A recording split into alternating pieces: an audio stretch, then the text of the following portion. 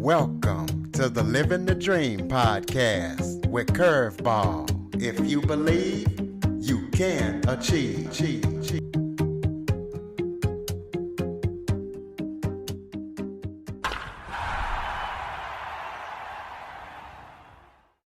Welcome to the Living the Dream with Curveball podcast, a show where I interview guests that teach, motivate, and inspire. Today, I am joined by special guest, Ruksaana Hussain. Ruksaana is an award-winning journalist, writer, editor, publisher, as well as a solopreneur, and her mission is to help others overcome adversity in their lives and create a path of overall success. So we're going to be talking about her story and how she's helping others overcome adversity. Ruksaana, thank you so much for joining me today. Thank you, Curtis. So happy to be here. Why don't you start off by telling everybody a little bit about yourself? Of course. So yes, my name is Ruksaana Hussain. I live in Los Angeles, California. I am an editor, writer, freelance journalist, and now also a publisher. I have an online travel magazine that I publish monthly. And yes, I work with media firms and corporates both on any of their copy requirements. My background, though, I was born and raised in India, partly also in the Middle East. I moved to the US about 16 years ago and lived in Atlanta, so been on the East Coast and now live here in LA on the West Coast. It has been quite a journey moving from another part of the world to the US and figuring out a life here and professional success as well. And so it has been part of my experience, and I try to teach others from what I have learned, the lessons learned along my professional journey, ways to, network and use introductions and be able to find the professional success that they would like to. I hope that makes a good introduction. It does. So what I want to know is, how did you lose your accent? The accent was something I worked on very consciously, considering that I was looking to work in communications. And a lot of people first interacted with me over the phone. They were usually a little taken aback by the fact that I sounded different from them, being in the US. And a lot of times the question automatically came to, well, where were you educated? Where did you grow up? And the fact that I did not have an educational background here in the US, that was a little difficult for a lot of employers to relate to. And so I realized that if I wanted to be in the communication space, my communication skills had to be really good. And that included the way I spoke, apart from also the way I wrote and presented myself. And so that's something I very consciously worked on at the very start. As soon as I knew I was looking for employment in the US, I would listen to the radio a lot. I've worked a lot on my diction. The library has been a blessing. And I've been watching a lot of shows online to make sure. And there's still, I will tell you, there are still some words and occasions when I will pronounce a word differently, or I will hear someone pronouncing a word and I will hear it and I'll be like, okay, I do not pronounce it that way naturally. So that's how it's pronounced here. But yes, it took a lot of effort, and it's something I actively worked on based on feedback I was getting from employers. Wow, well, you've done a very good job. Thank you. Tell us what a solopreneur is. Well, a solopreneur basically is a business owner that's primarily working for and by themselves. So for me, it's totally me. I basically have a media company. I do part-time consulting for corporates where I work with them on their copy. And then I do work with media where I'm writing articles for magazines and websites. And then, of course, I have my own magazine that I publish. So in terms of solopreneurs, it's someone that works totally by themselves. It's usually a one-man, one-woman army. And, everything is you are the boss and you are the employee. So let's got a couple of networking questions for you. Sure. Tell us the best strategies for networking and introductions, both online and offline. Sure. So I will start with online first because we're still in sort of this very fluid situation of not knowing if everyone's comfortable meeting in person or not. But for me, the primary networking channel has been LinkedIn. I think if you are a professional and a business owner, it's definitely a place you want to be. And I think a lot of people assume that because they will have a profile up there, things are magically going to happen. But like any channel, you put into it. So if you are on LinkedIn and you have a profile, you're constantly updating, you're looking at what others are posting, you're being active on that site. There's definitely multiple ways to network. I definitely recommend people who are actively looking for positions or looking to make connections, look for a LinkedIn premium profile. It is a paid profile, so it might not be something that everyone can necessarily afford. But I do understand that there are possibilities to do a month to month on that. And the good part about that is the way I see it. This is one of the best things about a premium LinkedIn account is you can look at who is looking at your account. Now, this is not for you to get all obsessive about who's visiting you, but it is for you to notice if this is someone showing interest in your account, there's a reason they're there on a professional website. It gives you a great opportunity to break the ice and get back to them and say, thank you for visiting my profile. I appreciate our interest. How can we collaborate? How can we work together? How can I be of service? Are there projects you're doing that I can be a part of? And this is a great way for you to show that you're looking for some kind of partnership. And I think a lot of people miss out on that because they don't have a premium profile. But this is something that I have actively done over and over again every year and made great connections on LinkedIn and found some really good projects and assignments. So definitely when it comes to online, I highly recommend having that. When it comes to offline, I am a part of multiple membership organizations, either on the business side or women's networking or on the journalism side. I do think investing in yourself and having that membership in an association or organization in your industry is a big win for you. You make connections, you know what opportunities there are. And I think one of the best things you can do in one of those situations where you're going to meet people in person is to look up ahead and see if you can look at who is attending.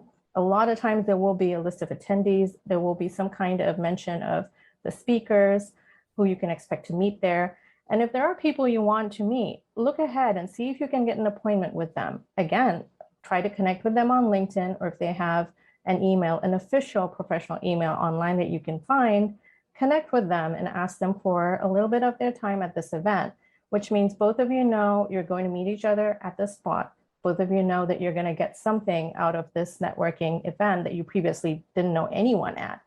And if they are well connected in that organization, they might introduce you to someone else there. And that way you are multiplying going to one event and meeting multiple people that will then be helpful for you. So I hope those two strategies, online and offline, will help people now. Is LinkedIn the only platform that you pretty much recommend for networking, or are there any other ones that you would suggest? I would definitely say LinkedIn is one of the best. I do have platforms that I'm on as part of different organizations that I'm a member of. So one of the best organizations I've been a member of the last about year and a half has been Elevate Network. It is a online networking, used to be in person as well, and they might get back to that format. But currently it's entirely online and is a networking platform for professional women of all caliber, all expertise. You can be business owners, you can be professionals working in corporate, but it's a great platform for women, right from, people getting right out of college to those who are in very high senior levels of leadership to connect and teach each other and learn from each other. That has been a great platform for me. I would definitely say if there is a chamber of commerce around where you live that you are interested in becoming a member of, I would recommend that. Again, it's very local, so you will meet a lot of local connections out of that. And then on the journalism side of things, if anyone listening is into journalism and editorial, I will definitely say two organizations that have been very helpful for me has been SPJ, the Society for Professional Journalists, and another one is the American Business Publications Editor Society. So those two are great for the editorial side. Well, give us some effective strategies on creating a freelance business. I would definitely say start with what you have and what you know. Look at what it is that you are good at that you would like to turn into a business. Now, a lot of people imagine, and this is probably the biggest mistake most of us make going into freelance businesses, is we assume that because we like to do something in our free time or for leisure, that we're going to enjoy doing that for pay. And that's not the same. So you have to make sure that whatever it is that you think is your strong suit that you would like to turn into a freelance business is something you're going to enjoy doing for clients, that you're going to enjoy doing on a long-term basis, and that is going to be sustainable for you as a business. So you definitely want to do your research, ensure that there is opportunity in the market for the services you're offering, the products you're offering. And I think that is the first step a lot of freelancers tend to overlook.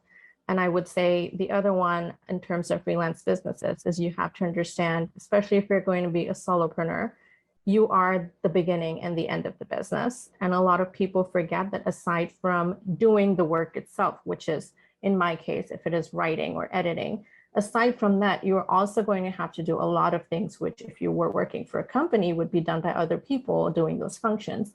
You're going to be your own administrative assistant. You are going to be your own accounts payable and receivable. You're going to be your own office supplies manager. There are a lot of things that you're going to have to do entirely by yourself. And these take time.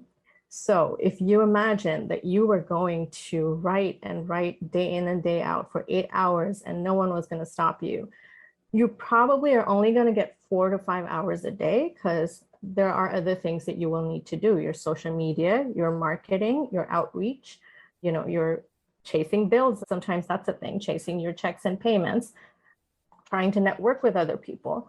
So you have to keep in mind that because the idea of going freelance sounds like it's a great opportunity, it might not necessarily be your cup of tea if you aren't going to be willing to do all of these other functions or get to a level where you can then delegate these to others and outsource it. So definitely those are things to keep in mind starting out on a freelance basis. Well, let's talk about marketing and promoting a freelance business. Give us some strategies and tips on that. Sure, absolutely. So what's worked well for me, definitely in terms of marketing and outreach, one of the things I've done, and this is something I talk to a lot of people about, is the power of introductions. Since I am a solo business owner, I do not have necessarily the finances to go around publishing big ads in magazines. I definitely look at web ads or internal magazines and organizations where they give you ads for a reduced fee if you're a member. And that's a place where I would go ahead and publicize my services. I've definitely tried to introduce myself to people I want to work with, editors, project managers, folks that I see are recruiting online actively. I will go ahead and introduce myself, share my expertise. It may not necessarily be a position they're looking for right now, but making that introduction and putting your information on their side, that is taking the initiative. And you never know, but that might come back to help you in a later date. So that's definitely been something I've done. Have a website that you are actively updating with all your work, all the samples that you can share. That's the first place a lot of people will go to. It's very easy to get onto Google today and look for somebody. And the first thing that's going to pop up typically is going to be your professional website with all the samples of your work, or any of your other websites on any of the big social media channels. So if you're looking to project yourself as a professional in a certain field, make sure that your website and any other channels that you're using for marketing all have the same information, have a really good recent picture of yourself, and have your updated latest job, employment opportunities, any awards you've won, any certificates that you've got. You want to make sure that it's all updated and online for people to be able to easily view. Make it easy for people to find you and work with you. So put all your information on there, give them your professional website and your professional email so they can get in touch with you. Allow for, if you do have scheduling apps that you can use, I would definitely say add those to your website. It gives people an easy way to reach out to you and get a time on your calendar to meet with you. So those are some of the things that have worked really well for me, as a really good website, making sure that you've got updated information on all your platforms, and introducing yourself to people, doing those introduction rounds whenever you can. Let's talk about mental health and freelance businesses. Oh, Why yes. why is mental health such a hot topic among freelance business owners? Among freelance business owners. So if you heard the previous answer I gave to all the things you have to think of when you are starting out with a freelance business, freelancers take on a lot. There's so many things that you have to keep in mind. And you might, at the end of it, find yourself overwhelmed. You might find yourself burned out. The process of setting up a business, the process of maintaining that business, ensuring that you have a good enough client list that the money is coming in constantly, right? All of these are important things. And that is just the professional side of things. You also need to make time for your own, for yourself, if that's investing in yourself in terms of education or, health, fitness, what have you. You also have to think about time with your family, time with friends, time to be able to network professionally and personally. And all of this takes in on your time. And for a lot of freelancers, if you are not calculating your time right and you're not scheduling things correctly, then you will find that you will end up working for yourself hours on end with no end in sight. And that definitely adds to the mental health and the mental strain. And that is why it's such a big topic going around right now, especially with the last few years of the pandemic. It has been hard for a lot of freelancers because in my case, in journalism, in editorial and publishing media, a lot of the print outlets have shut down. A lot of online outlets also shut down. Existing outlets reduced the amount of work that they were putting out. So it ended up becoming a place where a lot of freelancers had a tough time finding work. And I'm talking solely about the media publishing side of things. It could be different in other areas, but I do know a lot of freelancers had a tough time. Many companies cut their budgets down because they were trying to see how things would go from there. So it has been a tough, especially the last 2 years has been really tough. And then if you are someone that has dependents on you, if you are a caregiver, it's been a really hard time for freelancers to also be able to handle that. So this is mental health is definitely a big topic. And I think it's something that a lot of freelance communities are discussing very openly now.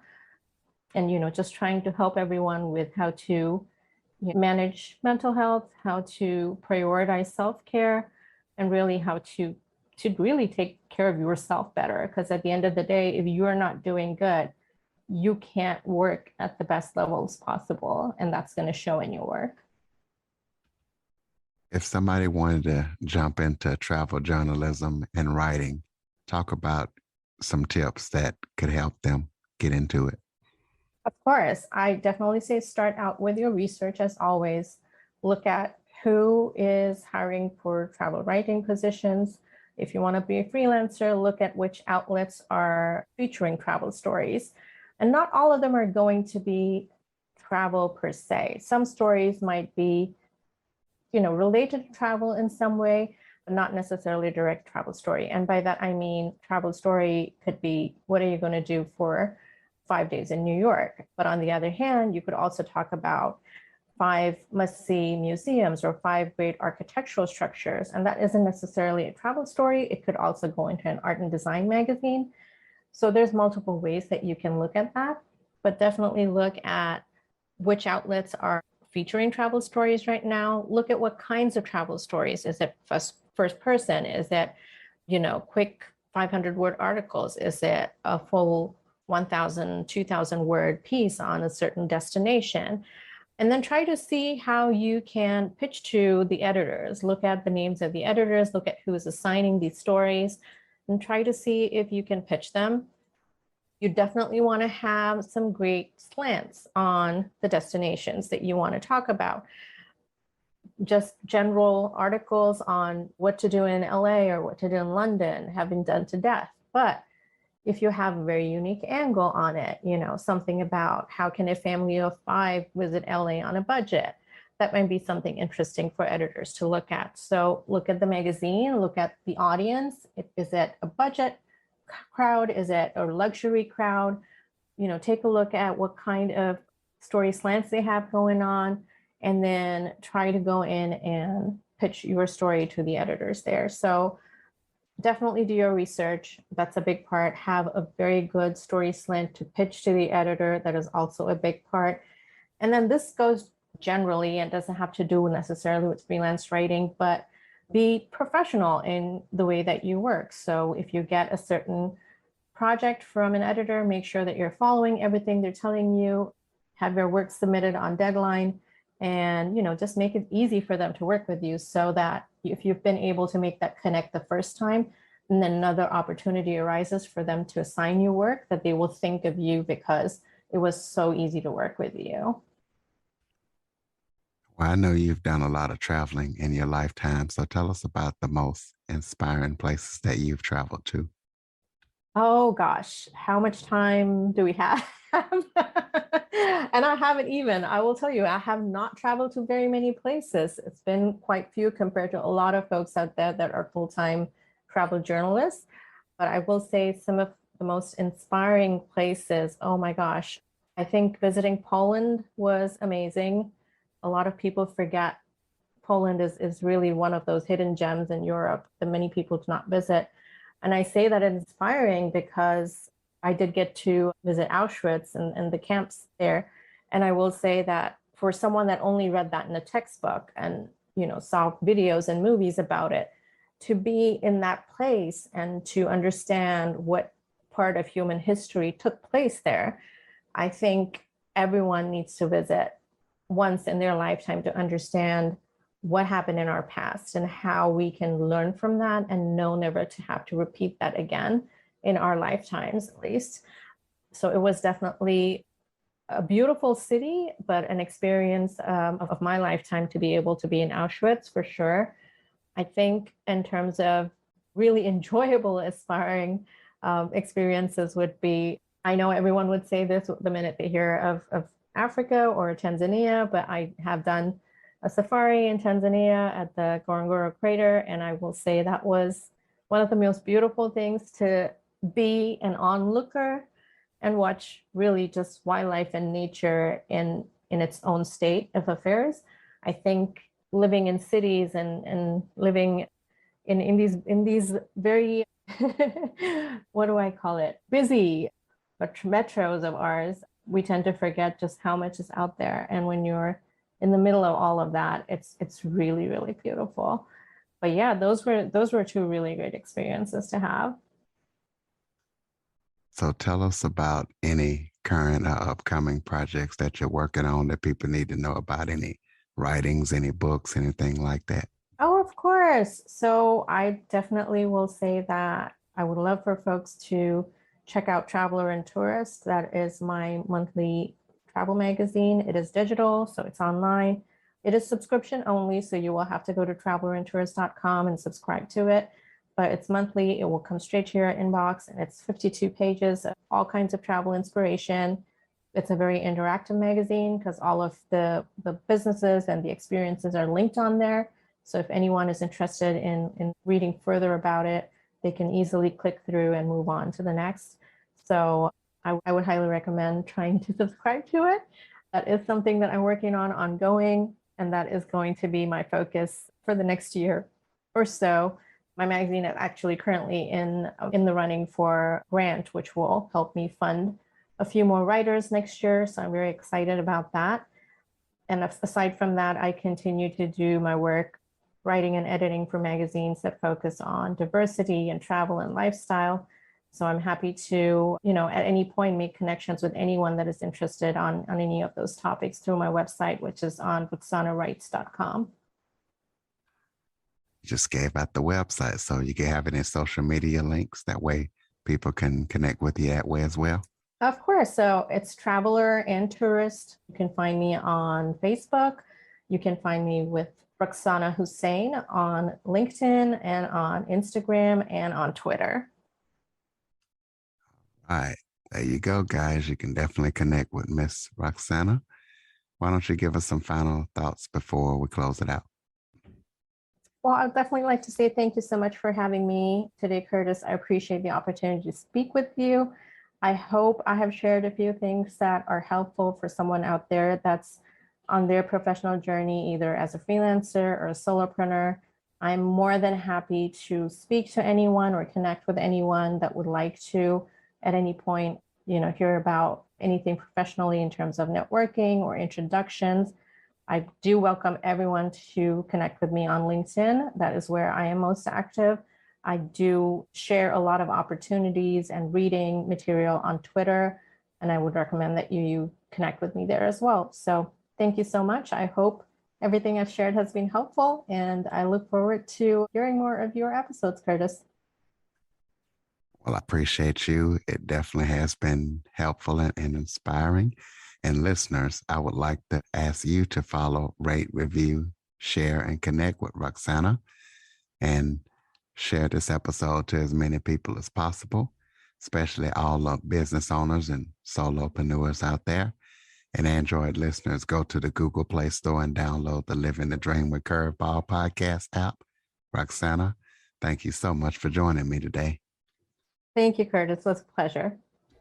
For more information on the Living the Dream podcast, visit www.djcurveball.com. Until next time, stay focused on living the dream.